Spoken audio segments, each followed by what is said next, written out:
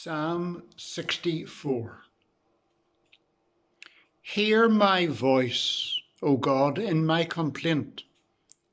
Preserve my life from fear of the enemy. Hide me from the conspiracy of the wicked, from the gathering of evildoers.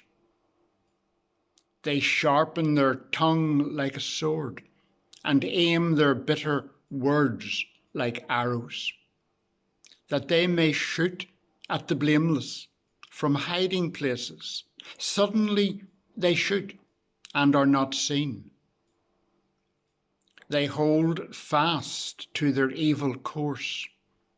They talk of laying snares, saying, "Who will see us?" They search out wickedness and lay a cunning trap. For deep are the inward thoughts of the heart.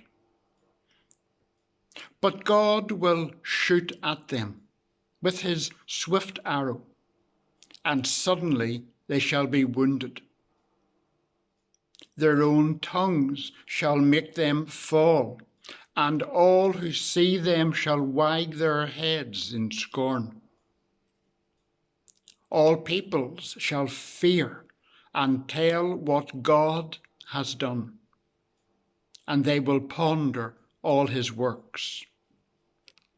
The righteous shall rejoice in the Lord and put their trust in him, and all that are true of heart shall exalt.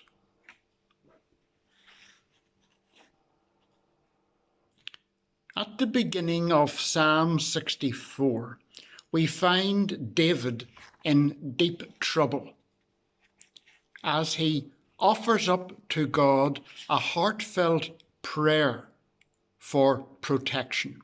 Hear my voice, O God, preserve my life from fear of the enemy. Verse 1. The particular circumstances and details surrounding the crisis aren't clear. But the first 6 verses tell us that he is beset by the actions of evil, devious, and hidden enemies plotting his destruction. They speak slanderous, malicious lies against him, with, we are told in verse 3, tongues as sharp as swords, and aim their bitter words like arrows, in an attempt to destroy both his reputation and his life. Fearing neither David nor God, they egg each other on in their secret scheming. They boast of their actions and feel secure, almost smug, in the knowledge that they are free from detection and retaliation. In short, they are like snipers, attacking with their weapons of hate from hidden positions. Now, fortunately, few of us find ourselves in David's plight today. But we can identify with some aspects of his situation, albeit in different circumstances. None of us is immune or cocooned from life's trials and tribulations. The hand of family discord, work or financial problems, health issues, anxiety, bereavement, or uncertainty about the future in a dangerous and volatile world. The list is endless. That hand has touched virtually all of us to a greater or lesser degree at some stage or stages of our lives. And like David, many of us have experienced the destructive power of the spoken word when used especially as weapons and arrowed at us, often behind our backs. All doom and gloom and despair, perhaps you're thinking. Not much sign of hope here.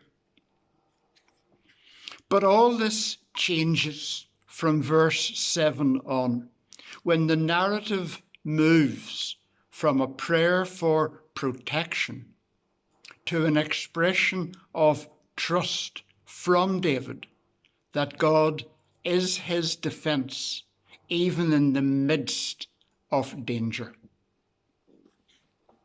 David expresses his faith in God's judgment, which will cause the scheming of the wicked to backfire and lead to the rejoicing of the righteous.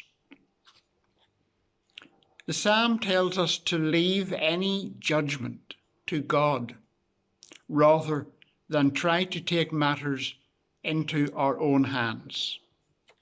God will find a way to make the words of those plotters their downfall. They will trip up in the very way they had hoped to ensnare David. As we are told in verse 8, their own tongues shall make them fall. And therein lies our hope. As with David, we too are offered the reassurance of God's faithful response to our prayers. God is also our defense, acting to shield and protect his people, especially when we feel powerless against fears, injustices, cowardly gossip, and such like. And so we can end on a note of triumph. Even in the midst of our own personal feelings and circumstances, however insurmountable or overwhelming some of them may seem to be, we can, like David in the last verse, rejoice. Rejoice in the Lord and put our trust in him.